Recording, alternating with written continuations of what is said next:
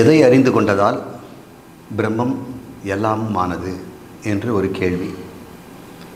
பிரம்மம் தன்னை பிரம்மம் என்று அறிந்து கொண்டதால் அது எல்லாம் ஆயிற்று என்பது பதில்.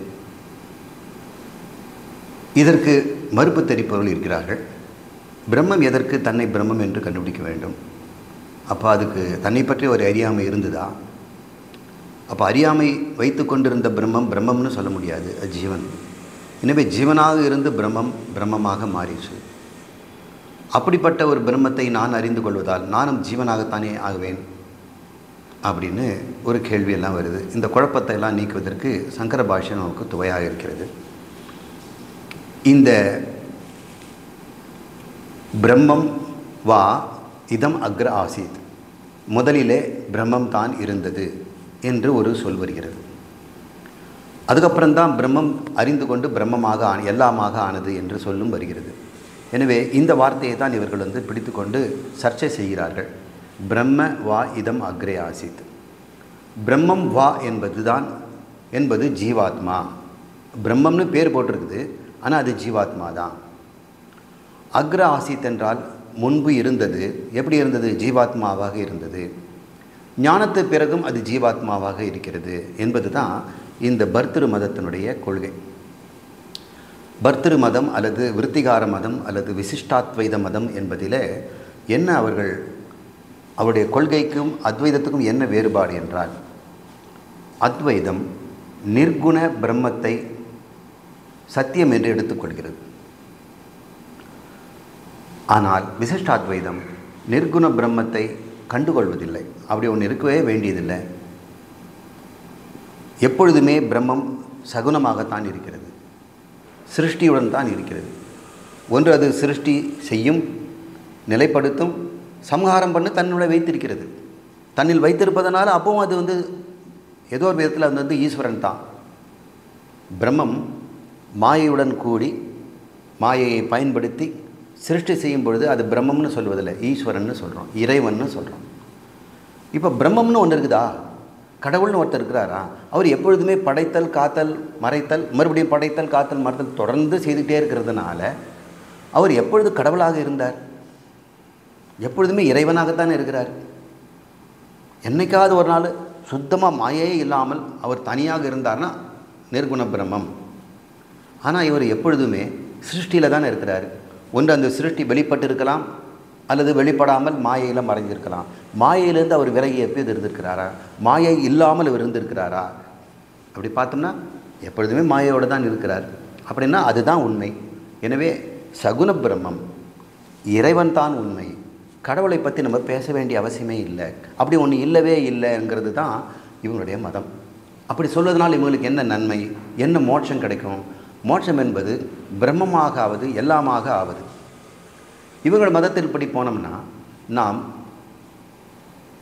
அகம் பிரம்மாஸ்மி என்று தெரிந்து கொண்டால் என்னென்ன, நான் சகுன ஜீவன், நான் சகுன பிரம்மமாக ஆவேன், இருக்கிறேன் என்று நம்ம புரிஞ்சுக்கிறோம். அப்போது குணத்தில் தான் இருக்கணும். நீ மறுபடியும் இந்த குணத்தினால்தான் நீ சிறுசு அல்பம்னு இருக்கிற. ஆனால் நீ குணத்தை மாற்றிக்கிட்டு நான் பெருசு இறைவன்னு நீ மாறிக்குவியான். அப்படி இருந்தாலும் சம்சாரத்திலேருந்து உனக்கு விலகு கிடையாதே. அவங்க அதெல்லாம் பொருட்படுத்துறதில்லை.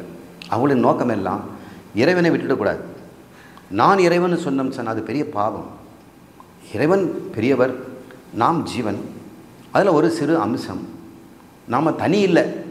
மனிதர்களெல்லாம் மற்ற மதத்தெல்லாம் சொல்கிறாங்க மனிதர்கள் வேறு கடவுள் வேறுங்கிறாங்க. நாங்கள் அப்படி சொல்லலை. எல்லா ஜீவருமே இறைவனுடைய சிறு அம்சம்.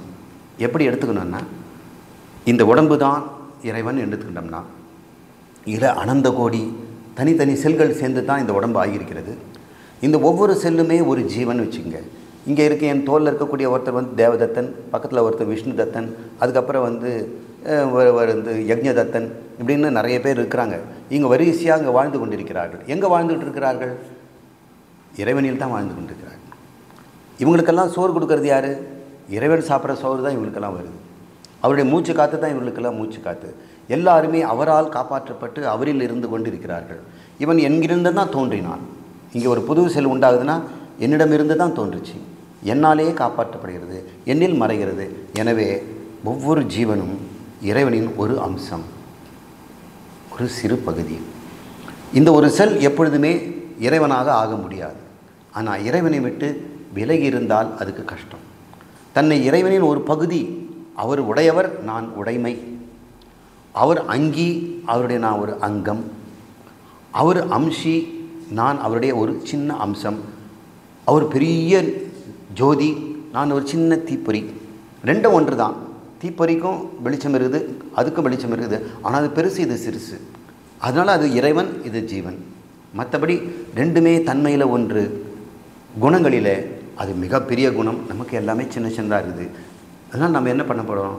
நாம் அந்த இறைவனை ஜபம், தியானம், பக்தி, தீர்த்தாடனங்கள், யாத்திரைகள், இதை மாதிரிலாம் தொழுகை போன்றதெல்லாம் செய்து அவருடைய நல்ல குணங்களெல்லாம் அதிகமாக ஆக கொஞ்சமாக அவருக்கு நெருங்கி செல்லலாம். இதுதான் மோட்சம். அவர் வசிக்கின்ற வைகுண்டத்திலே இனிமேல் உலகத்தில் பிறக்காமல் இறைவன்கிட்டையே இருந்து கொண்டிருப்பது மோட்சம் அப்படின்னு அவங்க நினைக்கிறாங்க. அதனால் அவங்க நிர்குண பிரம்மத்தை ஏற்றுக்கொள்வதில்லை. ஆனால் நிர்குண பிரம்மத்தை ஏற்றுக்கொண்டால் மட்டும்தான் மோட்சம். அதை தான் இப்போ நிறுவ போகிறோம். எப்படி அவங்கள மறுக்கிறோம்? அவங்க சொல்கிறது நியாயம் போல் தெரியுது. பக்தி செய்கிறவங்களுக்கெல்லாம் அது ரொம்ப வசதியாக இருக்குது. நாம் இங்கே இருந்துட்டு அவர்கிட்ட சாமிகிட்ட போகிறது தானே மோட்சம்னு சொல்கிறாங்க. இதை தானே அத்வைதமும் சொல்லுது. இப்படி இறைவனும் நானும் அம்சம் அம்சி, அங்கம் அங்கி, அவர் உடையவர், நாம் உடைமை என்று நாம் வைத்து கொண்டால் மட்டும்தான் பிழைக்க முடியும். நானே அவர் ஆகணும்னா அது எப்படி முடியும்? அது எப்படி ஒரு மனிதன் ஒரு பிரம்மமாக ஆக முடியும் அப்படின்னு அவங்கெல்லாம் கேட்குறாங்க. இதனால் அவங்களுடைய கேள்வி எதுலேருந்து வருதுன்னா, அந்த அடிப்படையிலேயே அவர்கள் உபனிஷத்தில் இருக்கிற வாக்கியத்துக்கு அர்த்தம் சொல்கிறாங்க.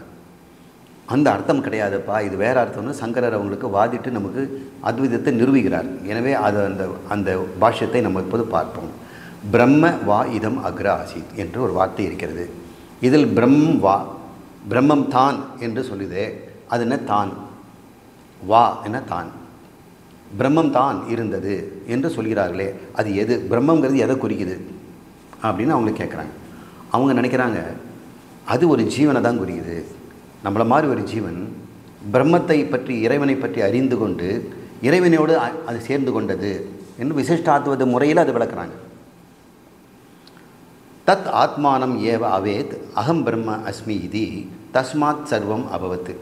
அந்த முதலில் இருந்த அந்த பிரம்மம் தான் தன்னை ஆத்மானம் ஏவ, நானே அந்த பிரம்மம் என்று அது தெரிந்து கொண்டதனால் அது அனைத்துமாக ஆனது என்று நம்ம புரிஞ்சிக்க வேண்டும். அப்படி அது ஆனதுனால நாமும் அப்படி தானே இருக்கிறோம். பிரம்மமாக இருந்தாலும் கூட அது எப்படி இருந்தது? நான் பிரம்மம் என்று தெரிந்து கொண்டதால் தானே பிரம்மமாச்சு. அதுபோல் அப்போ அது ஜீவனாக தான் இருந்தது. அது ஆன பிறகு என்னாச்சு? ஜீவனாக இருந்து கொண்டு பிரம்மமாக வாழ்கிறது. அப்போ நம்மளை மாதிரி ஜீவன், இறைவன் மிகப்பெரிய ஜீவன். அவருக்கும் உடம்பு, தலை, காலெல்லாம் இருக்குது. அவருடைய உடம்புல நம்ம சின்ன பகுதிங்கிறதுனால நாமெல்லாம் குட்டி குட்டி ஜீவர்கள், அவர் மகா ஜீவர் அப்படின்னு அவங்க நினச்சிக்கிறாங்க. அந்த மகா ஜீவத்துவத்தை தான் அவங்க ஈஸ்வரன். ஏன்னா ஜீவத்துவம்னா கர்த்தா போக்தா ரெண்டுமே இருக்கணும். இப்போ இறைவனுக்கு கர்த்தா, படைப்பதனால கர்த்தா, அதை காப்பாற்றி அதனுடைய இன்பம் அனுபவத்தினால் அவர் போக்தா. அதில் கர்த்தா போக்தாவாகவே இறைவனை பார்க்கிறவர்களுக்கு நானும் கர்த்தா போக்தாவாக இருந்து அவரை போல் அடைவேனுங்கிறதுனால அது மோட்சம் என்று அவங்க சொல்லுகிறாங்க. ஆனால் பிரம்மம் நிர்குணம், அது கர்த்தாவும் அல்ல, போக்தாவும் அல்ல, சிருஷ்டியுமே இல்லைன்னு நம்ம சொல்கிறோம். அவங்கள எப்படி புரிய வைக்க போகிறோம் இது இன்னும் பார்ப்போம். சரி, உன் பேச்சிலே கேட்குறேன். ஜீவாத்மா என்று சொல்கிறியே, அது முதல்ல ஜீவாத்மாவாக ஒன்று இருந்தது. அது எதை அறிந்தது? கிம், பிரம்மத்தை அறிந்ததுங்கிற. எதை அறிந்தது? எதை கொண்டு அறிந்தது? எதனால்? கண்ணு, மூக்கு, புத்தி இதெல்லாம் வச்சு பயன்படுத்திச்சா? கேன. எப்படி, எந்த முறையில்?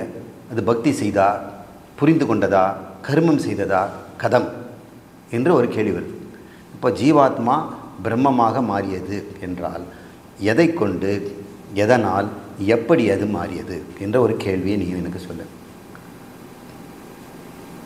அதுக்கு அவங்க சொல்கிறாங்க, நான் சகுன பிரம்மத்தின் அம்சமாக இருக்கிறேன், இறைவனின் ஒரு சின்ன துளியாக இருக்கிறேன் என்று அறிந்ததனால் அது அப்படி ஆகிவிட்டது என்று இதை புரிஞ்சுக்கணுமா? அப்போ விசிஷ்டாத்வைத முறையிலேயே வளர்க்குறான். நான் சகுன பிரம்மத்தின் இறைவனின், நான் இறைவன் சொல்லும் பொழுது ஈஸ்வரன் புரிஞ்சுக்கணும், அது சகுன பிரம்மம். கடவுள்னு சொல்லும்போது பிரம்மம்னு புரிஞ்சுக்கணும். அப்போ கடவுள் வேறு, இறைவன் வேறு. இறைவன் என்பவன் முத்தொழில் செய்பவன். கடவுள் என்பது முத்தொழிலுக்கு அப்பாற்பட்டது, காலாதீதம், அது எல்லாத்தையும் தாண்டியது அப்படின்னு பார்க்குறோம். ஆனால் அதை தான் வேதம் சொல்ல வருது. ஆனால் அவங்க அதை விரும்பவில்லை. எதை கொண்டு? கிம் சகுன பிரம்மத்தை. எதை அறிந்தது? சகுன பிரம்மத்தை. எதனால் அறிந்தது? கேன ஜபம், பக்தி, தியானம் முதலியவற்றால். எப்படி அறிந்தது? எப்படி அறிஞ்சுக்கிச்சு? அது பெருசு, அதில் ஒரு சின்ன துளி நான். அது பெரிய லட்டு, நான் ஒரு பூந்தி. அது பெரிய நெருப்பு, அதில் நான் தீப்பொறி என்று அது புரிஞ்சிச்சான். இப்படி தான் அது ஞானம். இப்படி தான் அது பிரம்மமாக எல்லாமாக ஆனது என்று சொல்கிறாங்க. எதை அறிந்து கொண்டது? சகுன பிரம்மத்தை. நம்ம நிர்குண பிரம்மங்கிறோம். எதனால் அறிந்தது? ஞானத்தால் நம்ம சொல்கிறோம். இவங்க ஜபம், பக்தி, தியானம் முதலியானுங்கிறாங்க. எப்படி அறிஞ்சிக்கிச்சு? நானே அதுன்னு சொல்லலை, அதில் ஒரு சிறு பகுதி என்று அறிந்து கொண்டது. இப்போ நல்லா புரிஞ்சுப்பேன்னு நினைக்கிறீங்க. கிம் கேன கதம் என்பதில் தான் நாமும் அத்வைதமும் விசிஷ்டாத்வைதமும் வேறுபடுகிறோம். நாம் எதை அறிந்தோம்? நிர்குண பிரம்மத்தை அறிகிறோம். எதனால் அறிந்தோம்? ஞானத்தால் அறிகிறோம். எப்படி அறிந்தோம்? அதுவும் நானும் வேறல்ல, ஒன்று என்று அறிந்து கொண்டோம். ஆனால் அவங்க எப்படி சொல்கிறாங்க? எதை அறிந்தது? சகுன பிரம்மத்தை அறிந்தது. எதை கொண்டு அறிந்தது? ஜபம், பக்தி, தியானம், கர்மம் தான், ஞானம் கிடையாது. எப்படி புரிஞ்சுக்கிட்டாங்க அதை? அவர் மிகப்பெரியவர், அதில் ஒரு சின்ன பகுதி நான், நானும் அவரும் வேறு வேறு இல்லை, தனித்தனி பொருள் இல்லை, ஒரே பொருளில் ஒரு சின்ன அம்சம் என்று தெரிந்து கொண்டார்கள். பர்தரு மதத்தினரின் இந்த சித்தாந்தத்திற்கு காரணம், அவர்கள் முக்திக்கு சாதனம் பக்தி, ஜபம், உபாசனம் என்று நம்புகிறார்கள். ஒருத்தன் பக்தி செய்வதாலே முக்தி அடைவான், ஜபம் செய்தால் அடையலாம், உபாசனம் செய்தால் அடையலாம், கோயிலில் கைங்கரியம் பண்ணிக்கிட்டே இருந்து கூட நாம் அடையலாம். கோயிலில் ஒரு படிக்கட்டாக இருந்து என் மீது மிதித்து மிதித்து ஜனங்கள் போகட்டும், அப்போயாவது எனக்கு மோட்சம் கிடைக்கும் அப்படின்னு சொல்லி ஒரு படிக்கட்டாக வாழ மாட்டேனா என்றெல்லாம் அப்படிலாம் பாடியிருக்கிறாங்க. இதனால் அவங்களுடைய சித்தாந்தப்படி முக்தி என்பது ஜபத்தாலும் உபாசனையினாலும் பக்தியாலும் அடையக்கூடியது, குறிப்பாக ஞானத்தினால் அல்ல. புஸ்தகம் படிச்சுக்கிட்டு உபநிஷத்தை புரிஞ்சிக்கிறதுனாலே ஒருத்தன் பிரம்மம் ஆயிட்டாங்கிறது அடக்கவே நடக்காது. அது பயங்கரமான பொய். அதெல்லாம் நம்பி ஏமாந்துடாதீங்க. சாமி கும்பிடுங்க, பக்தி பண்ணுங்க, ஜபம் பண்ணுங்க, அப்போ தான் மோட்சம் கிடைக்கும். யாரோ சொல்கிறாங்கன்னு சொல்லிட்டு சங்கரர் சொல்கிறாரு, வியாசர் சொல்கிறாருன்னு சொல்லி நீங்கள் இஷ்டத்துக்கு வெறும் புஸ்தகம் படித்து நான் பிரம்மம் அப்படின்னு சொல்லாதீங்க. அது ஒன்றுக்கும் ஆகாது என்பது அவங்களுடைய கூற்று. இதை கேட்டு நிறைய பேர் பயப்படுறாங்க.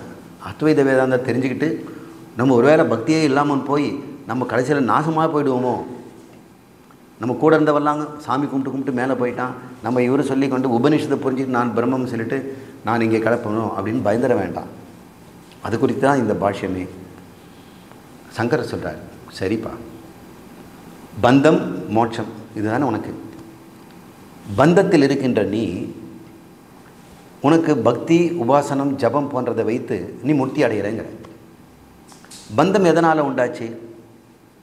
ஜபம் பண்ணாததுனால, உபாசனை பண்ணாததுனால, பக்தி பண்ணாததுனால தானே பந்தம். உன்னுடைய கூற்றுப்படி ஒருத்தன் பந்தத்தில் இருக்கிறான்னா அவன் பக்தி செய்யலை, ஜபம் பண்ணல, உபாசனம் பண்ணல. இப்போது பக்தி பண்ணுறான், ஜபம் பண்ணுறான், உபாசனை பண்ணான், இதனால் மோட்சம் அடைஞ்சிட்டான். அப்போ மோட்சம் அடைஞ்சவனுக்கும் மோட்சம் அடையாதவனுக்கும் என்ன வித்தியாசம்? இவன் பக்தி பண்ணலை, ஜபம் பண்ணலை, உபாசனம் பண்ணலை, இதை பண்ணிட்டாக்கா மோட்சம், ஞானத்துக்கு இல்லைங்கிற. ஆனால் உண்மையிலே பந்தம் என்பது அறியாமை தான்ப்பா. நீ ஏற்கனவே பிரம்மம், அதை அறிந்து கொள்ளாமல் நீ அந்த பிரம்மமாக இருந்து கொண்டு உன் மீது வேறு ஏதோ நீ பார்க்குற. கயிறை பாம்பாக பார்க்குற மாதிரி உன்னை நீ ஒரு ஜீவனாக பார்க்குற. நான் என்னவா என்ன பார்க்கணும்? அதை தான் சாசனம் சொல்லு, நீ உன்னை பிரம்மமாக பாருன்னு. பிரம்மமாக புரிஞ்சிக்கோ அப்படின்னு அர்த்தம். அது புரிந்து கொள்ளாமல் தவறாக புரிந்து கொண்டிருக்கிறாய். தவறை திருத்துக்கொள். திருத்த வேண்டியது தான் பாக்கி. மோட்சம் ஏற்கனவே உங்ககிட்ட இருக்குது. நீ ஏற்கனவே பிரம்மம் மோட்சத்தில் தான் இருக்கிற, விடுபட்டவனாக இருக்கிற. இந்த சர்வ லோகத்தில் இருக்கிற அத்தனை துக்கம் துயரங்களிலும் இருந்து விடுபட்டவனாக இருக்கிறாய். ஏனென்றால் நீ நிர்குண சைதன்ய மாத்திரமானவன். இது தெரியாமல் சகுனமாக உடம்போடு இருப்பவனாக நினைத்து கொண்டிருக்கிறாய். பந்தம் அறியாமையினால் என்றால் பந்தத்திலிருந்து விடுதலை அறிவதனால் தானப்பா, கர்மத்தினால் எப்படி உண்டாகும் என்று சங்கரன் மறுக்கிறார். இப்போ வாதத்துக்கு செல்வோம். முதல் இது வரைக்கும் 6 விதமான தடை இருக்கிறது. ஒவ்வொரு தடையாக நாம் பார்ப்போம். முதல் தடை, அதற்கான விடை. முதல் ஆர்குமெண்ட், இறைவனாக ஆக இருக்கும் ஜீவனை இறைவன் எனலாம் அப்படின்னு ஒரு ஸ்டேட்மெண்ட்டு வருது. இது என்னன்னு சொல்கிறார் பாருங்கள். சங்கரர் கேட்குறார், இங்கே வாங்க விசிஷ்டாத்வைதி பர்தர் மதக்காரே வாங்க, பண்டிதரே, எதன் அடிப்படையில் பிரம்மம் வா இதம் அக்ர ஆசீத் என்ற இந்த மந்திரத்தின் அர்த்தத்தை ஜீவன் என்று நீங்கள் முடிவு கட்டிக்கிட்டீர்கள்? அப்படி இருந்ததுன்னா, ஒருவேளை ஜீவனா முதலாக இருந்து அப்புறம் அது பிரம்மமாக மாறுதுன்னா, வேதம் என்ன சொல்லியிருக்கிறோம்? ஜீவன் வா இதம் அக்ர ஆசீத்துன்னா சொல்லியிருக்கணும். அது பிரம்மம் வான்னு தான் சொல்லியிருக்குது. அப்போ பிரம்மமாக இருந்து கொண்டு தான் அது பிரம்மமாக ஆனது. பிரம்மமாக இருந்து கொண்டு ஏன் பிரம்மமாக ஆனது? ஏன்னா பிரம்மமாக இருந்து கொண்டும் அது பிரம்மம் என்று தெரியாததுனால அது பிரம்மமாக இல்லை. தெரிந்து கொண்ட பிறகு பிரம்மம்னு தெரிஞ்சுக்கிச்சு. இப்படி தான் வேதம் சொல்லுது. நீ ஜீவன்னு சொல்கிற. அப்போது ஜீவன் தான் முதல் இருந்தால் வேதமே அது நேராக சொல்லியிருக்குமே, ஜீவன் வா இதம் அக்ராசித் சொல்லியிருக்குமே அப்படின்னு சொல்கிறார். இல்லை, ஜீவன் தான் அது. பிரம்மமாக ஆகப்படும் பிரம்மத்தை ஜீவன்னு சொல்லலாம். எப்படி? உதாரணமாக சொல்கிறேன் பாரு. அவங்க சொல்கிற ஆர்குமெண்ட்டு, இப்போ அரிசியை பொங்குறோம், அரிசியை உலையில் போட்டு பொங்க வைக்கிறோம். என்ன பண்ணுறீங்கன்னு கேட்குறேன். சோறு ஆக்குறேன்னு சொல்கிறார். இனிமேல் தான் சோறு வரப்போகுது. வெந்து முடித்த பிறகு தான் அது சோறுன்னு சொல்ல போகிறோம். இப்போ என்ன இருக்குது? அங்கே அரிசி தான் இருக்குது. நான் அரிசி ஆக்குறேன்னு சொல்லலையே, நீ சோறு ஆக்குறேன்னு சொல்கிறேன். அப்போ சோறு ஆக்கி கொடுத்து சோறு ஆக போகும் அரிசியை சோறுன்னே சொல்கிறோம். சோறு வேகுதுங்கிறோம். அரிசி வேகுதுன்னு தானே சொல்லணும்.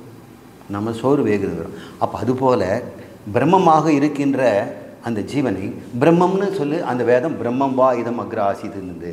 அதனால் ஜீவன் அது சொல்லாது. ஏன்னா இனி பிரம்மம் ஆக போகிறான் தானே, அதனால் அது ஏற்கனவே அது ஜீவன்னு சொல்லாமல் போடுது அப்படின்னு ஒரு சப்பை கட்டுறான். இன்னொருத்தன் சொல்கிறான், இங்கே பாருங்கள், ஒரு சாதாரண மனிதன் அவன் இந்த வேதாந்தத்தை கற்றுக்கிறதுக்காக குருக்கிட்ட சென்று நான் துறவு மேற்கொள்கிறேன். இந்த துறவு வாழ்க்கையில் பிச்சை எடுத்துக்கொண்டு எளிமையான வாழ்க்கையில் முழு நேரத்திலும் தொழில் செய்யாமல் எந்த பொருளையும் நாடாமல் பொருளையெல்லாம் விட்டுட்டு உறவுகளெல்லாம் விட்டுட்டு நான் முழுக்க கற்றுக்க போகிறேன் அப்படின்னு சொல்கிறான். அதனால் நான் சன்னியாசியாக ஆக விரும்புகிறேன், எனக்கு துறவரம் கொடுங்க. துறவரம் கொடுக்கறது எதுக்காக? படிச்சுக்கிறதுக்காக அப்படின்னு அவன் சொல்கிறான். சரி, அப்போ என்ன செய்கிறாரு? யஜ்ஞங்கள்லாம் பண்ணுறாங்க. பண்ணிவிட்டு கூப்பிட அந்த சன்னியாசியை, அவருக்கு இப்போ சன்னியாசி ஆக்கி விடலாம் அப்படின்னு சொல்கிறாங்க. அப்போ கூப்பிட அந்த சன்னியாசின்னு தானே சொல்கிறாங்க, கூப்பிட அந்த சம்சாரின்னு கூப்பிட்றாங்க. அதுபோல் இந்த மந்திரமும் இனிமேல் பிரம்மமாக போகின்ற ஜீவனை முன்னாடியே பிரம்மம்னு சொல்லுது. பிரம்மம் வா இதம் அக்ரே ஆசீத் என்று சொல்லுது அப்படின்னு அவன் சொல்கிறான். ஜீவன் பிரம்மமாக ஆவதற்கு முன் பிரம்மம் என்று தாராளமாக இந்த வேதம் அழைக்கிறது. உனக்கு என்ன கஷ்டம் அப்படின்னு சொல்கிறார். சரிப்பா, சங்கரர் சொல்கிறாரு, நிமித்தத்தால் ஆக்கப்பட்டது நிமித்தம் உள்ளவரை தான் நீடிக்கும் அப்படிங்கிறார். நிமித்தம்னா ஒரு காரணம், நிமித்த காரணம். நீர் குளிர்ச்சியாக இருக்குது, ஆனால் வெப்பங்கிற நிமித்தத்தினால் அது சுடு நீராக மாறுது. அந்த நிமித்தம் இருக்கிற வரைக்கும் தானே சூடாக இருக்கும். அந்த நிமித்தம் நீங்கிடுச்சுன்னா என்ன ஆகும்? பழையபடி போயிடும். அப்போது நீ ஜீவன் பிரம்மமாக ஆகணும்னா உபாசனை, ஜபம், பக்தி இதெல்லாம் ஒரு நிமித்தங்கிற. அந்த நிமித்தம் இருக்கிற வரைக்கும் தானே அது பிரம்மமாக இருக்க முடியும். அப்போ அது மோட்சம் எவ்வளோ நேரம் இருக்கும்? உபாசனை நிமித்தமாக உண்டான மோட்சம் உபாசனை நீங்கியதும் போயிடும். அப்படி தான் நிறைய தமம் பண்ணுறவங்க, பக்தி பண்ணுறவங்களெல்லாம் பக்தி பண்ணுற வரைக்கும் தான் அந்த சாமியோடு இருப்பாங்க.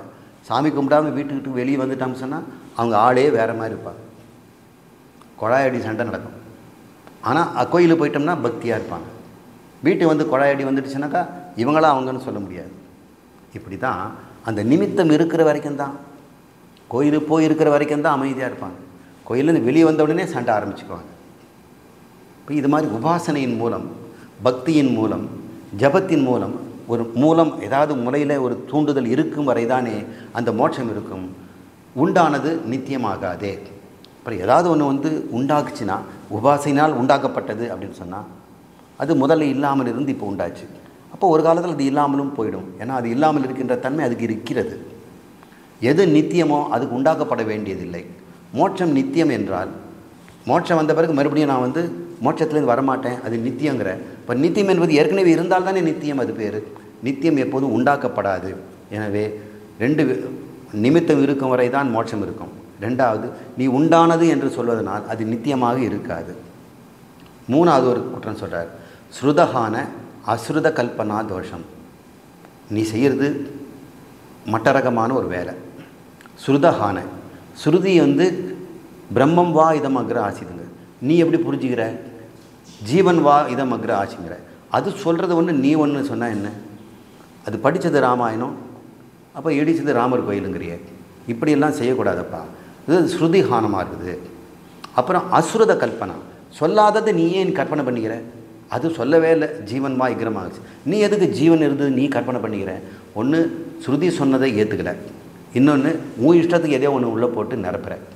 இது என்கிட்டே உங்கிற ஒரு மதம் வச்சுட்டு இருக்கிற, அந்த மதத்தை கொண்டு போய் வேதத்தில் நிரப்ப பார்க்காத. வேதம் என்ன சொல்கிறதோ அதன் அடிப்படையில் உன் மதத்தை மாற்றிக்க. மதத்தை மாற்றுறது விட்டு வேதத்தையும் நீ மாற்ற முயலாத. இது ஸ்ருதஹான அஸ்ருத கல்பனா, சொல்லப்படாததை நீ கற்பனாவாக பண்ணுகின்ற ஒரு தோஷம் அப்படின்னு சங்கரர் ஒரு நல்ல ஒரு கொட்டு கொட்டுறார். சுருதி கூறியதை விட்டுவிட்டு சொல்லாததை கற்பனை செய்யும் தோஷம் இது. அப்போ நீ என்ன தான் சொல்கிற அப்படின்னு சங்கரர் கேட்குறாரு. சங்கரர் சொல்கிறாரு, அவித்யா அறியாமையில் தான் ஒரு ஜீவத்துவம் இருக்கிறது, வித்யாவினால் இயல்பான பிரம்மம் நிலவுகிறது. இதனால் இது பிரம்மத்துக்கு சொல்லப்படவில்லை, ஒரு ஜீவனுக்காக சொல்லப்பட்டது. ஆனால் பிரம்மம் ஏன் பிரம்மமாக ஆனதுன்னு சொன்னோம்னா, அது பிரம்மம் என்று தன்னை அறிந்து கொண்டதால் பிரம்மமாக இருந்தது. நாம் அறிந்து கொண்டாமலே இருக்கிறதுனால ஜீவனாக இருக்கிறோம். இப்பொழுதும் நீ பிரம்மம் தான். இப்படி தான் அது வேதம் சொல்ல வருகிறது என்று சொல்கிறார். 2வது தடை.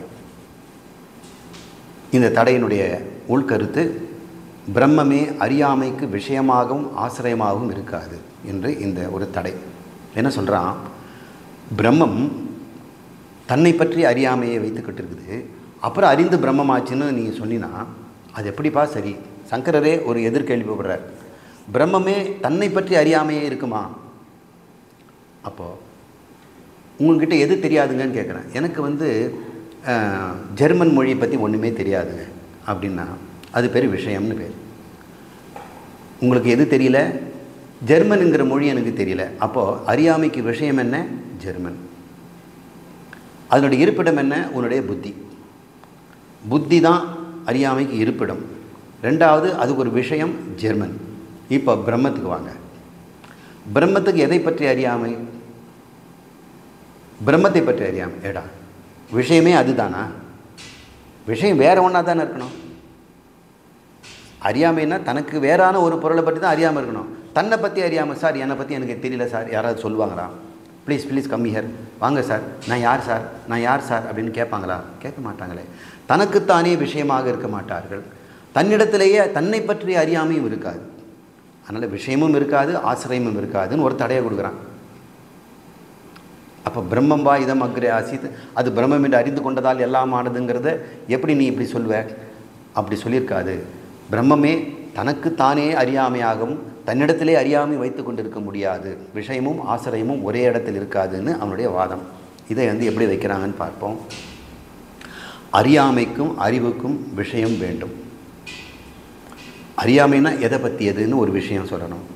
அறிந்து கொண்டேன்னா எதை அறிந்து கொண்டேன்னா அப்போ ஒரு விஷயம் வேணும். இரண்டுக்கும் ஆசிரியமும் வேண்டும்.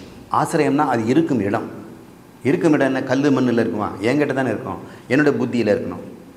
இப்போ விஷயமும் அந்த விஷயம் அறியப்படுகின்ற இடம் ஆசிரியமும் இரண்டும் வேறு வேறு இல்லையா? இப்போ இது ஒரு விஷயம். இது என்னங்க விஷயம்? இது மண் சொப்புங்க அப்படின்னு சொல்கிறோம். இது அறிந்து கொண்ட இடம் எங்கே? இங்கே. இது எதுவும் ஒன்றா இல்லை.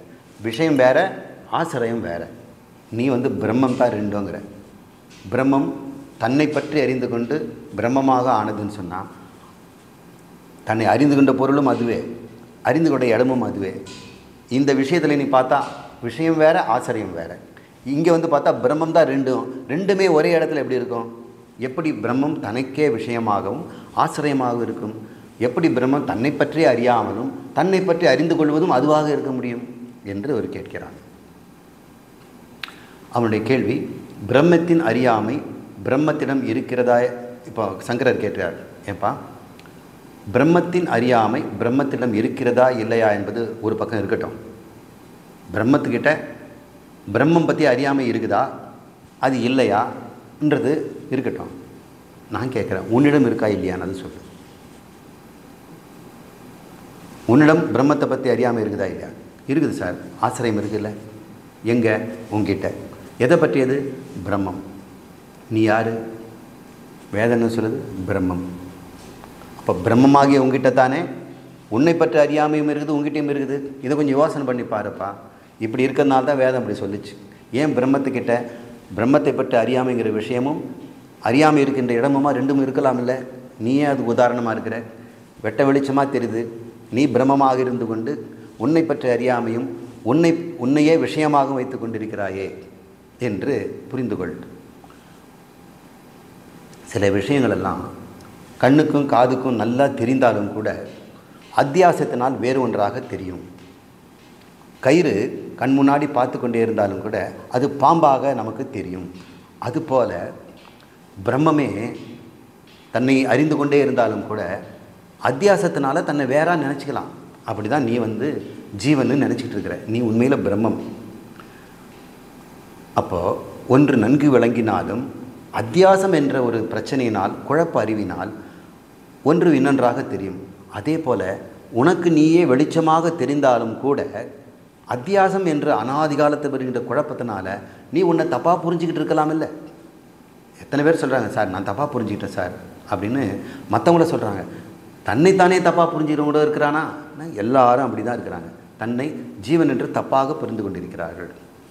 ஞானம் விஞ்ஞானமாகவும் விஞ்ஞானம் ஞானமாகவும் அத்தியாசம் ஆகலாம் என்று சங்கரர் சொல்கிறார். ஞானம் என்பது தூய அறிவு மாத்திரம். இப்போ குழந்தைகிட்ட அறிவு இருக்குது. ஆனால் ஏதாவது அறிவு இருக்குதான்னு கேட்டோம்னா அதுக்கு ஒன்றும் தெரியாது சார். அறிவு இருக்குதுன்னு சொன்னீங்க, எதுவும் தெரியாதுங்கிறீங்க. அறிவு இருக்குது சார், இனிமேல் அதை அறிஞ்சிக்கணும் அப்படின்னா ரெண்டு விஷயம் இருக்குது. ஒன்று அறிவு, அந்த அறிவை கொண்டு சுமந்து கொண்ட வேறு அறிவு இருக்குது. அப்போ ரெண்டு அறிவுன்னு சொல்ல முடியுமா? அதனால் சமஸ்கிருதத்தில் குழந்தைகிட்ட இருக்கின்றது ஞானம். அது வளர வளர வளர அது விஞ்ஞானமாக மாறுது. அப்போது ஞானம் என்ற குழந்தை தன்னுடைய தூய அறிவில் விஞ்ஞானம் என்று கற்றுக்கொண்ட விஷயங்களெல்லாம் அதில் வச்சுக்குது. அது வச்சுக்கிட்டு நீ யாருன்னு கேட்டோம்னா தன் விஞ்ஞானத்தை தான் சொல்லுது. என்னென்ன படித்தேன், நான் 4ஆம் கிளாஸ் படிக்கிறேன், தமிழ் தெரியும், அதெல்லாம் அதுக்கு சொல்லுது. இதெல்லாம் விஞ்ஞானம். ஆனால் அது யார் உண்மையில் ஞானம்? குவான்னு அழைக்கும்போது நீ விஞ்ஞானம் சொல்லிச்சா? ஞானம்னா சொல்லிச்சா? அறிவு மாத்திரம் இருக்கிறது. ஆனால் விஞ்ஞானம் அதிலே பின்னாடி சேர்க்கப்படுகிறது. உன்னிடமும் கூட ஞானமும் விஞ்ஞானமும் இருக்கிறது.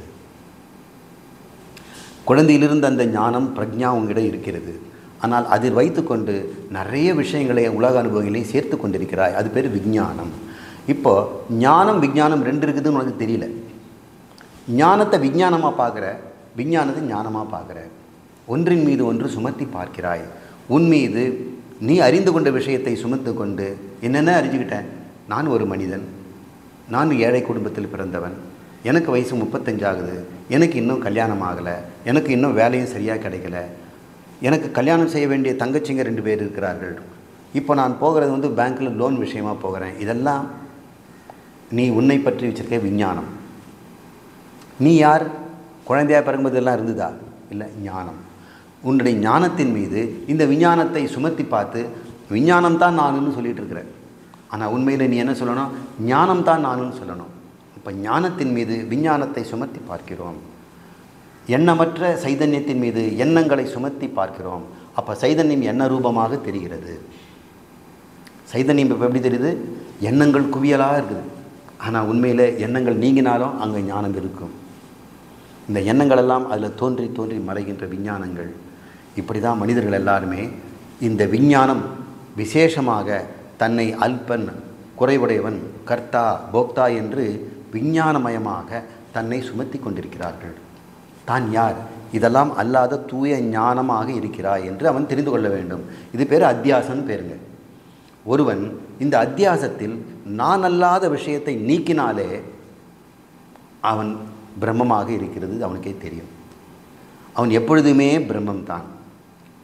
பிரம்மம் அல்லாத விஷயங்களெல்லாம் தன் மீது சுமத்து கொண்டு அதுதான் நான் என்று சொல்லிக் கொடுத்தா பார் பிடிவாதமாக, அதைத்தான் விட வேண்டும் என்று சொல்கிறார்கள். அதை விட்டதினால் பிரம்மம் பிரம்மமாகிறது என்று பெயர். அப்புறம் மூன்றாவது, பிரம்மம் மட்டுமே ஞானமாக இருப்பதால் அதுதான் அஞ்ஞான விஷயமும் ஆசிரியமும் என்று இப்பொழுது அடுத்த தலைப்பை பேசப்படும். இப்போ பிரம்மம், இப்போ ஞானம்னு சொல்கிறோம் இல்லையா, இந்த சைதன்யம்னு சொல்கிறோம் இல்லையா, அது ஒன்றே ஒன்று தான் இருக்குது. பிரம்மம் மட்டும்தான் இருக்கிறது. எல்லா ஜீவர்களுக்கும் இருக்கிறது ஒரே ஆத்மா தான். அது உடம்பு தோறும் தனித்தனியாக தெரியறது விஞ்ஞானம். ஞானம்னு எடுத்துக்கிட்டோம்னா எல்லாத்துக்கும் ஒன்று தான். ஆனால் உடம்பில் இருக்கிற புத்தியில் அந்த ஞானம் பட்டு பிரகாசிக்கும் பொழுது அது விஞ்ஞானம்னு பேர்.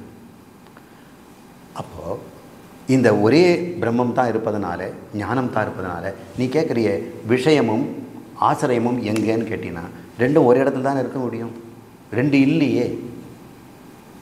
முன்னாடி இருந்த பிரம்மம் தானே இருக்குது. அப்போ பிரம்மம் ஒன்று தான் இருக்குதுன்னு சொன்னால் அறியாமைங்கிற விஷயமும் எங்கே இருந்தது? அதுக்கிட்ட தான் இருக்குது. அறியக்கூடிய விஷயம் எது? அதே தான். ரெண்டும் ஒரே இடத்தில் இருக்கலாம். நீங்கின பிறகு தான் தெரியும் அது ரெண்டுமே இல்லைன்னு. மூன்றாவது தடைவிடை, பிரம்மம் தன்னை பிரம்மம் என்று அறிய சாஸ்திரம் எதுக்கு அப்படின்னு கேட்குறாரு. பிரம்மம் தான் பிரம்மம் என்று அறிந்துக்கிறதுக்கு எதுக்கு புஸ்தகம் படிக்கணும்? வேதத்தெல்லாம் படித்து குரு சொல்லி கொடுத்த பிறகு ஏன் தெரிஞ்சுக்கணும்?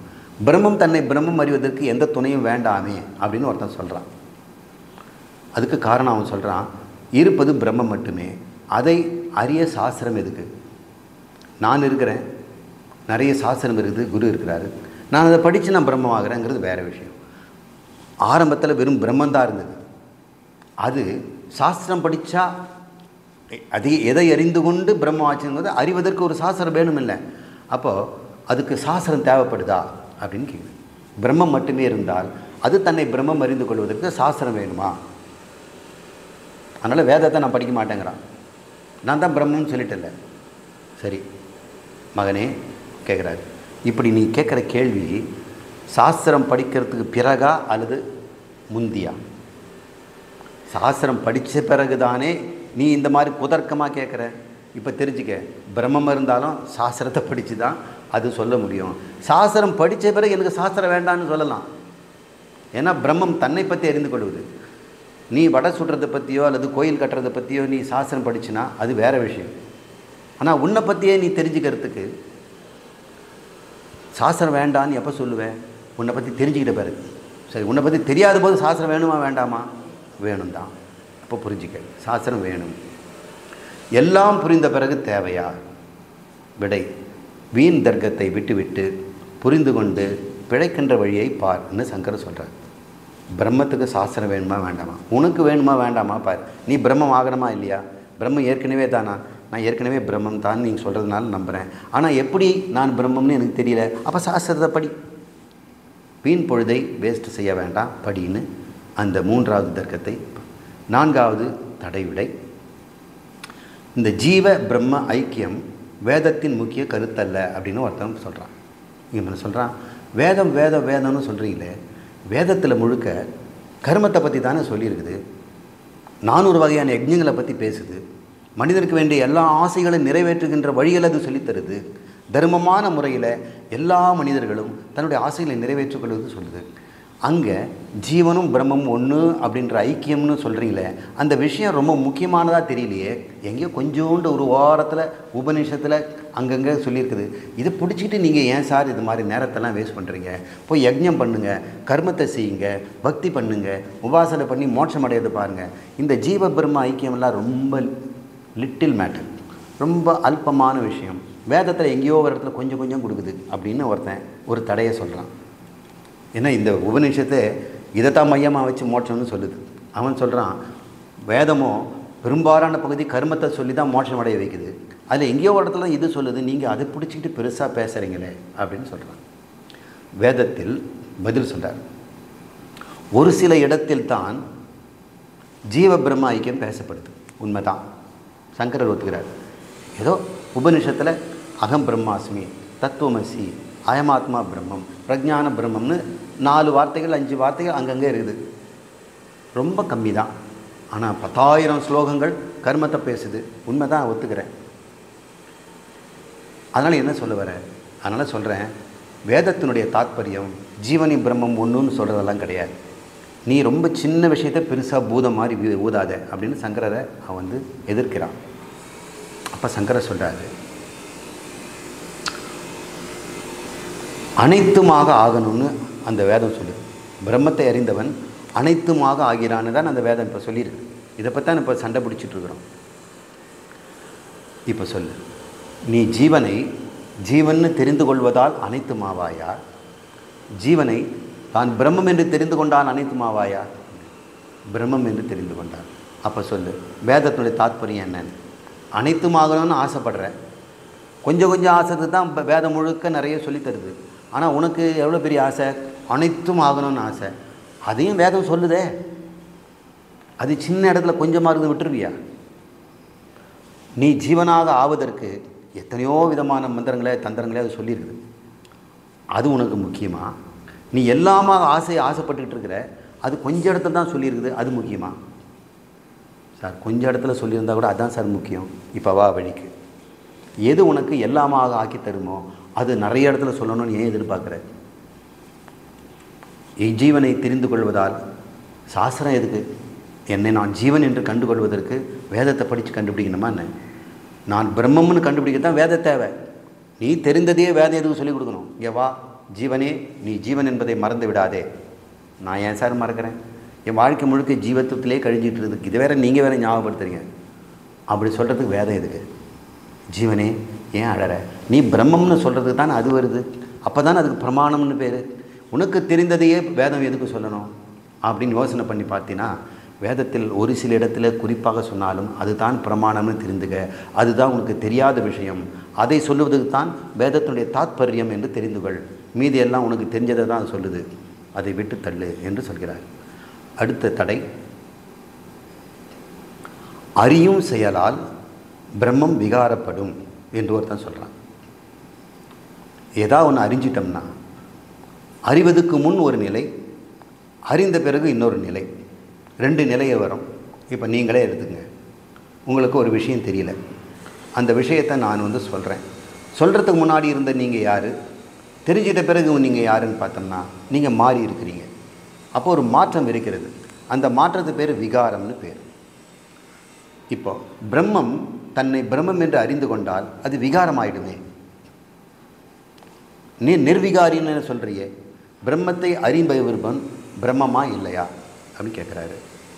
பிரம்மம் தான். பிரம்மம் என்றால் அவன் அவ்வாறு அறியும் பொழுது அறிதல் என்ற விகாரம் ஏற்படுமே. ஒரு பொருள் மாறினா தானே அது புதுசாக மாறும். ஆனால் பிரம்மம் விகாரி ஆகிடும். 5வது தடை, அதற்கான விடை. அவன் சொல்கிறான், பிரம்மத்தை அறிய விரும்புபவன் பிரம்மமா இல்லையா அப்படின்னு கேட்குறான். பிரம்மம் தான். ஏன்னா அறிய விருந்த பிறகு அவன் பிரம்மமாக ஆக போகிறதில்ல. அஸ்மி வர்த்தமானம், இப்பொழுதே அவன் இருக்கிறான். அதனால் அவன் தன்னை அறியவில்லை பிரம்மம் என்று இப்பொழுது அறிந்து கொள்கிறான். அதனால் அவன் சொல்கிறான், பிரம்மமாக இருந்து கொண்டு தன்னை பிரம்மம் என்று அறியாமல் இருந்து அவன் அறிந்து கொள்ளும் பொழுது அவன் அறிவில் ஒரு மாற்றம் ஏற்படும் இல்லையா? அப்போ அறிவு மாற்றம் என்றாலே ஒரு விகாரம் என்று பெயர். அந்த விகாரம் மாற்றம் ஏற்படுவதனால தான் அவன் வந்து பிரம்மமாக இல்லாமல் இருந்து இப்போ பிரம்மமாக இருக்கிறான். எனவே பிரம்மம் விகாரி என்று ஒத்துக்கொள். ஏனென்றால் அவன் அறியும் முன்னாடியே பிரம்மம் தான். ஆனால் சாஸ்திரம்னு சொல்லுது பிரம்மம் நிர்விகாரின்னு சொல்லுது. ஆனால் நீ என்ன சொல்கிற? அவன் ஏற்கனவே பிரம்மம் தான், ஆனால் இப்பொழுது தெரிந்து கொண்டு பிரம்மம் ஆகிவிட்டான் என்று சொல்லும் பொழுது அவன் அறிந்து கொண்டவன் ஆகிறான். அப்போ அவன் விகாரின்னு அர்த்தம். அதனால் பிரம்மமும் விகாரி என்று நீ ஒத்துக்கொள்ள வேண்டும். ஆனால் சாஸ்திரம் நிர்விகாரி என்று அல்லவா சொல்கிறது. நீ அதுக்கு என்ன பதில் சொல்ல போகிற? இதெல்லாம் நமக்கு சந்தேகம் வருங்கிறதுனால சங்கரர் இப்படி ஒரு கேள்வியை தோன்றி பதிலை சொல்கிறார். ஆமாம், அறிதல் என்பதை திரஷ்டா என்று சொல்கிறோம். திருஷ்டி என்றால் பார்வை, திரஷ்டா என்பது அறிதல். அது 2 வகையான அறிதல். நிர்விகார திருஷ்டா, இன்னொன்று விகார திரஷ்டா. அதாவது ஒன்று அறியும் செயலை செய்யும், இன்னொன்று அதை பார்க்கும். இதை தான் துவாசுபர்ணா அப்படின்னு சொல்லியிருக்கிறார். ஒரு பறவை கர்ம பலத்தினால் இருக்கின்ற இன்பத் துன்பங்களை நுகர்ந்து கொண்டிருக்கிறது, இன்னொன்று சாட்சியாக பார்த்து கொண்டிருக்கிறது. அது நிர்விகாரி திரஷ்டா ஒரு பறவை, இன்னொன்று விகாரி திரஷ்டா இன்னொரு பறவை. ரெண்டுமே ஒன்று தான், ஒரே மரத்தில் இருக்கின்றது. அப்போது உன்னுடைய அகங்காரம் அல்லது பிரமாத்திரு என்பது விகார திருஷ்டா. அந்த விகார திருஷ்டா தான் தன்னை பிரம்மம்னு அறிந்து கொண்டது. ஆனால் அது பின்னாடி இருந்து கொண்டு கொட்டுக்களம் பார்த்து கொண்டிருக்கிறதே சாட்சி பிரம்மம், அதுதான் நிர்விகார திருஷ்டா. அப்போ பிரம்மம் ரெண்டாக இருக்கிறது. விகார திருஷ்டாவாக இருக்கும் பொழுது பிரமாத்திரு, அது அறிந்து கொண்ட பிறகு பிரமாத்திருத்துவம் மறைந்து போய் அது நிர்விகார திருஷ்டாவாக அது தன்னை அறிந்து கொள்கிறது. அதனால் ரெண்டு விதமான திருஷ்டாவை தெரிந்து கொள். விகார திருஷ்டாவை பற்றி தான் நீ கேட்குற, ஆனால் பிரம்மம் நிர்விகார திருஷ்டா, அது சாட்சியாக அறியாமையும் அறிந்து கொண்டிருந்தது, அறிந்து கொண்டதையும் அறிந்து கொண்டது என்று தெரிந்து கொள். சரி, கடைசி கேள்வி. திருக் என்றால் என்ன? அறிபவன். திருஷ்யம் என்றால் என்ன? அறியப்படும் பொருள். இது எது? இது பேர் திருஷ்யம், இது திருக்கு. திருக்கு திருஷ்யம் வேறு வேறு தானே, ஒரே இடத்துல ரெண்டும் இருக்குமா என்று கேட்குறான். பிரம்மம் தன்னையே பார்ப்பதனால பார்க்கப்படும் பொருள் தானே, அதனால் திருஷ்யம். அது பார்ப்பதும் அதுவே, அதனால் திருக்கு. அது எப்படி பிரம்மம் ஒரே சமயத்தில் திருஷ்யமாகவும் திருக்காகவும் இருக்க முடியும்? அறியப்படும் ஜடமாகவும் அறிகின்ற அறிவாகவும் இருக்க முடியுமா? ரெண்டும் வேறு வேறு அல்லவா என்று கேட்கிறான். அப்படி கிடையாது. ஒருவிடம் நான் என்பதை அறிந்து கொள்வதற்கு நான் அல்லாததெல்லாம் தன் மீது வைத்திருந்தார்னா அதெல்லாம் நான் அல்லன்னு தள்ளுறாரு பாரு, அதுதான் திருஷ்யம். அது தள்ள பிறகு எது தள்ளிச்சோ அது பேர் திருக்கு. நான் அல்லாத அனாத்ம நிஷாதனம் ஆத்மவேதனம் என்று புரிந்து கொள். ஆத்மாவை அறிந்து கொள்ளுதல், பிரம்மம் தன்னை அறிந்து கொண்டது என்று என்ன அர்த்தம் என்றால், தன்னிடம் இருக்கின்ற பிரம்மம் அல்லாத பொருளெல்லாம் நான் அல்ல என்று புரிந்து கொள்வது தானே தவிர பிரம்மமாக ஆதல் கிடையாது. பிரம்மத்தை அது அறிதலும் கிடையாது. அது திருஷ்யம் என்று சொல்வதெல்லாம் பிரம்மம் அல்லாத விஷயங்களை. திருக்கு என்று சொல்வது எது தள்ளியதோ அது. பிரம்மம் தன்னிடம் இருக்கின்ற பிரம்மம் அல்லாத பொருள்களை அது நான் அல்ல என்று புரிந்து கொள்வது தாண்டா இங்கே விஷயமே தவிர அது பிரம்மத்தை ஒரு பொருளாக வைத்து திருஷ்யமாகவும் திருக்காகவும் அது இல்லை. தன்னிடம் இருக்கின்ற அறியாமை என்ற அழுக்கை நீக்கிக் கொள்கிறது, அவ்வளவுதானே தவிர அது இன்னொன்றை பார்த்து நான் பிரம்மம் என்று கண்டுகொள்ளவில்லை. பிரம்மம் என்று பார்த்த ஒரு பொருள் வேறு, பார்க்கின்ற பிரம்மம் ரெண்டு எல்லாம் கிடையாது, ஒன்று தான். என்ன நடந்திருக்கிறது என்றால், திருஷ்யம் என்று சொல்லக்கூடியதெல்லாம் அதிடம் இருக்கின்ற நான் அல்லாத தன்மைகள். நீயும் அதே மாதிரி தான். நீ ஜீவன் என்று சொல்வதெல்லாம் ஆத்மா அல்லாத தன்மைகள். ஜீவன் என்று நீ நினைத்து கொள்வதெல்லாம் சாகிறவன், வளர்ந்து கொண்டிருப்பவன், வயோதிகன், முதுமை அடைபவன், பற்றாக்குறை ஆசாமி, மனக்குறைவுடன், இதெல்லாமே ஜீவத்தில் இருக்கின்ற அனாத்ம தன்மைகள். அது உன்னிடத்தில் இருக்கிறது. அதை நீ நானல்ல என்று தள்ளுவது தான் பிரம்மத்தை அறிதல் என்பது. அதனால் இன்னொரு பிரம்மத்தை அவன் அறியலை, இன்னொரு நானை அறியலை. தன் நானில் இருக்கின்ற வேண்டாததை நீக்குகிறான். அனாத்ம நிஷேதனம், அதுதான் ஆத்ம வேதனம். வேதனம்னா அறிந்து கொள்ளுதல், வேதம்னா அறிதல். ஆத்ம வேதனம் என்றால் பிரம்மம் அறிதல் என்றால் பிரம்மம் அல்லாததையெல்லாம் அல்ல என்று சொல்லுவது தானப்பா என்று ஒரு வழியாக எல்லா கேள்விக்கும் பதில் சொல்லிவிட்டார். அப்படி என்றால் பிரம்மம் எப்படி, எதை, எதனால் அறிந்ததுன்னு சொல்லு. நான் சொன்னேன் ஜீவன் தன்னை பிரம்மம் என்று பக்தியினாலும் உபாசனையினாலும் அறிந்து கொண்டதுன்னு நான் சொன்னேன். அப்போது கிம் கதம் கேன என்பதை நான் சொன்னேன். நீ என்ன சொல்கிற? இப்போ சொல்கிறது கேள். முடிவுரையாக எப்படி, எதை, எதனால் அறிந்தது என்பதற்கு பதில். பிரம்மம் தன்னை ஒரு பொருளாக அல்ல. கிம் எப்படி அறிஞ்சது? ஒரு பொருளாக இன்னொரு பொருளாக அறியல, அறிபவனாகவும் அல்ல. அனவச்சின்னமாக அறியப்பட்டது. எப்படி அறிந்து கொண்டது? நானும் பிரம்மமும் ரெண்டு பொருள் அல்ல, துண்டுபட்ட பொருள் அல்ல, அனவச்சின்னம், சின்னம் அல்ல, அனவச்சின்னம், துண்டுபடாததாக தன்னை அறிந்து கொண்டது. அறிபவனாக இருந்தும் அறியப்படும் பொருளாகவும் அது அறியலை. தன்னை ஒரு அறியும் பொருளாக சட்டிப்பானமாக அறியலை. கிம் அப்படி ஒரு பொருளை நான் அறிந்து கொள்கிறேன் அறிபவனாகவும் இருந்து கொள்ள அல்ல, தன்னை நான் இரண்டற்றவன் புரிஞ்சுக்கிச்சு. அவ்வளோதான். இதுதான் விஷயம். கிம் கேன கதம் என்பது. இவ்வாறு 10வது மந்திரத்தின் 6 கருத்துகளில் முதல் கருத்தாகிய மகா வாக்கிய பகுதி நிறைவு செய்திருக்கிறோம். அதுக்கப்புறம் வாமதேவ வச்சனம், அவித்யா சூத்திரம் இதெல்லாம் நம்ம பேச இருக்கிறோம். இன்னும் அந்த 10வது மந்திரத்தில் நிறைய விஷயங்கள் இருக்கிறது. நாம் அடுத்த வகுப்பில் பார்ப்போம்.